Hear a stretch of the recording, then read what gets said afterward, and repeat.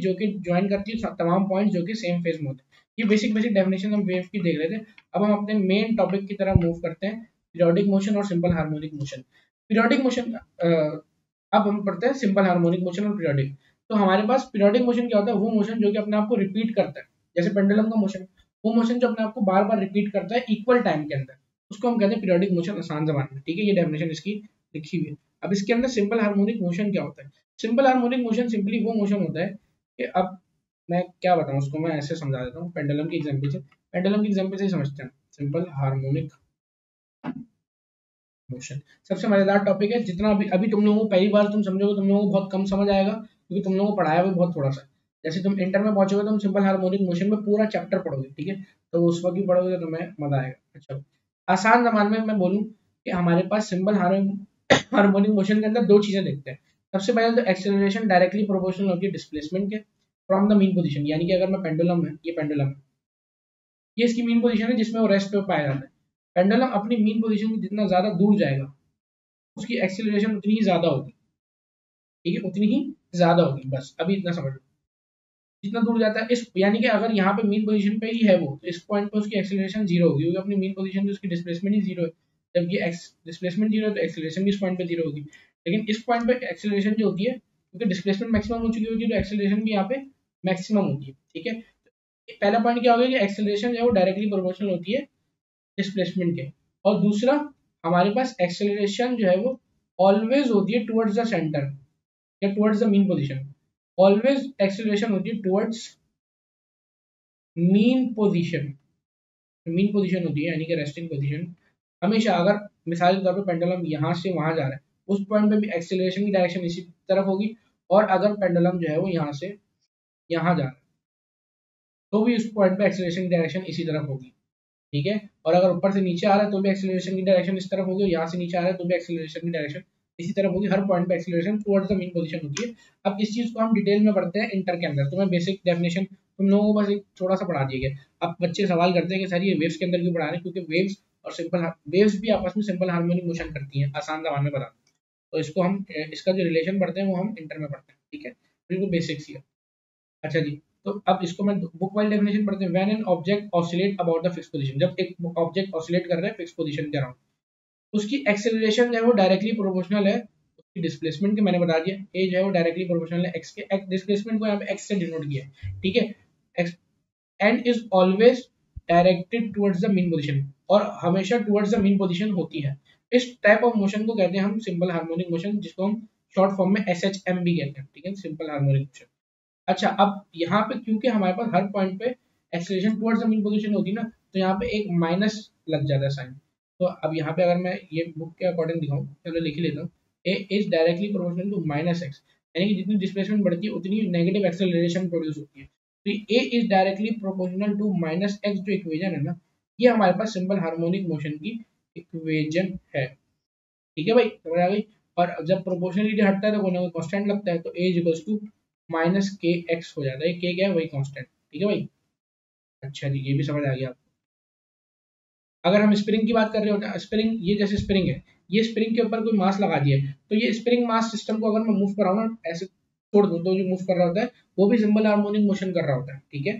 तो उसके अंदर हम जो है के यूज कर रहे होते हैं, जो के हमने यहीं पे यूज किया, ठीक है भाई। अब हम देखते हैं कि एक पेंडुलम पे कितनी फोर्सेस एक्ट कर रही होती हैं। सबसे पहले तो अब मैं यहाँ पे ड्रॉ कर लेता हूँ हमारे पास एक पेंडुलम है, इसको मैं सही से साफ सुथरा पेंडुलम ड्रॉ, ये आ गया पेंडुलम,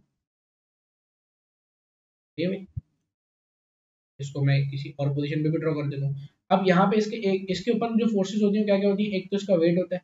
जब वेट होता है न्यूटन के थर्ड लॉ के according, to every action there is an equal and opposite reaction, तो अपोजिट रिएक्शन में जो स्ट्रिंग की तरफ से फोर्स लगी होती है उसको हम कहते हैं tension in the string, tension, ठीक है, टी से डिनोट करते हैं। और इसका जो वेट है, असल जो वेट है वो इस डायरेक्शन में, सही है, लेकिन टेंशन जो है वो अगर मैं यहाँ पे बोलूँ तो वो इस डायरेक्शन में। तो अब वेट जो है ना, जब ऐसा होगा ना तो वो एंगल बन रहा होता है, तो हमारे पास वेट दो हिस्सों में टूट जाता है, एक ये और एक ये कहलाता है हमारे पास। अच्छा, वेट का फॉर्मूला क्या होता है, वेट बराबर होता है mg के, सही है। तो हमारे पास ये वाला जो साइन है, ये साइड कहलाती है mg cos थीटा वाली साइड, और ये साइड कहलाती है mg sin थीटा वाली साइड, ठीक है। अब बच्चे बोलते हैं सर ये वाली साइड कॉस थीटा होनी चाहिए, नहीं ऐसा नहीं होता। जहाँ जिस साइड से एंगल बन रहा होता है ना, वो हमारे पास कॉस वाली साइड होती है। तो यहाँ पे एंगल यहाँ से बन रहा होता है तो हमारे पास ये कॉस थीटा होती है, ये साइन थीटा। अब कॉस थीटा बराबर होती है इस पॉइंट पे टेंशन के बराबर।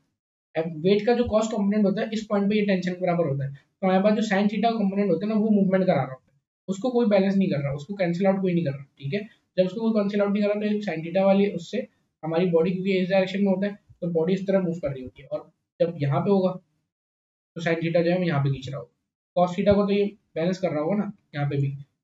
ये कॉस थीटा की value m g cos theta की, और ये टेंशन दोनों आपस में एक दूसरे को कैंसिल आउट कर रहा है। ठीक है, हमारे पास सिंपल ये हमने पढ़ लिया कि भाई एक उस पर कितनी फोर्सेस एक्ट कर रही होती हैं।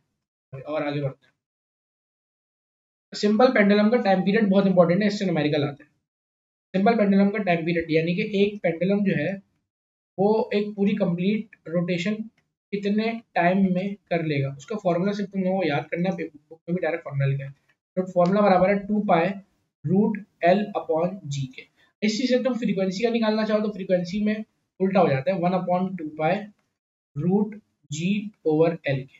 ठीक है, ये एल है, एल के। ठीक है भाई, तो हमारे पास एल क्या है, लेंथ ऑफ पेंडुलम, और जी का ग्रेविटी। तो यहाँ पे कहीं पे भी मास नहीं है पेंडुलम का, ऐसे ही तो यानी कि पेंडुलम के नीचे जो बॉब है उसका जो मास है उससे इसकी फ्रीक्वेंसी या टाइम पीरियड के फॉर्मूले में कोई फर्क नहीं पड़ रहा। ठीक है, फर्क क्या पड़ रहा है इस स्ट्रिंग की लेंथ से, जितनी ज्यादा लंबी होगी टाइम पीरियड उतना बड़ा होगा और फ्रीक्वेंसी उतनी ज्यादा कम होगी। ठीक है ना भाई, तो ये चीज ध्यान में रखना, इसका फॉर्मूला है।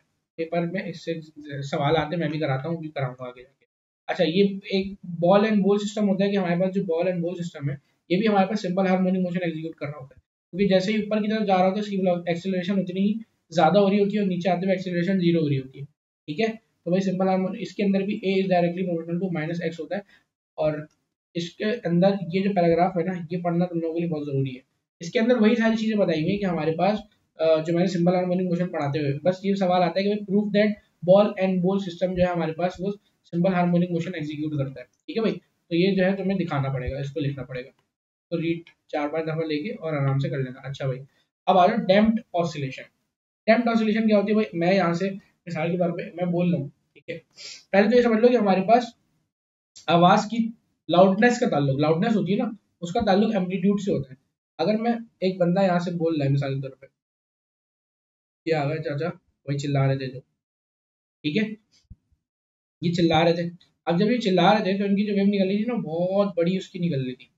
इस वक्त इसका एम्पलीट्यूड बहुत ज़्यादा है तो करीब वाले को बहुत ज़्यादा सुनाई दे रही थी, लेकिन क्योंकि वक्त के साथ साथ एयर के फ्रिक्शन की वजह से आवाज़ कम होती रहती है, आगे जाते हुए कम हो जाती है। ठीक है, ये क्या हुआ, ये एयर फ्रिक्शन की वजह से उनकी आवाज़ आगे जाते हुए कम होगी।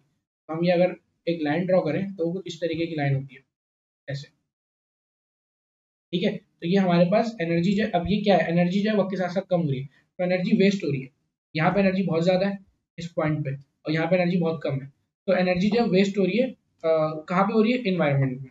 इसलिए हम कोई बंदा बहुत दूर होता है तो उसको हमारी आवाज़ सुनाई नहीं देती, ऐसे ही है ना भाई, तो इसी वजह से होता है। तो an oscillating system in which friction has an effect, friction का जहाँ पे इफेक्ट होता है, अब यहाँ पे कौन सा फ्रिक्शन था, एयर फ्रिक्शन, और ये ऑसिलेट वेव ऑसिलेट भी कर रही है, तो ऑसिलेटिंग सिस्टम जहाँ पे हमारे पास फ्रिक्शन का इफेक्ट होता है उसको हम कहते हैं डैम्प्ड ऑसिलेशन। ठीक है भाई, अच्छा भाई,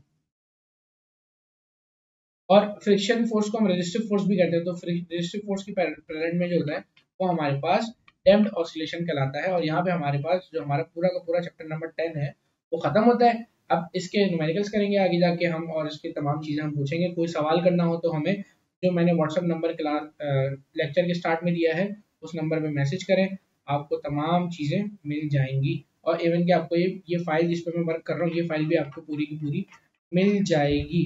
ठीक है बच्चों, इस व्हाट्सएप नंबर पर मैसेज करें, अपने दोस्तों को लेक्चर शेयर करें। मिलते हैं इंशाल्लाह नेक्स्ट लेक्चर में। अल्लाह हाफिज़।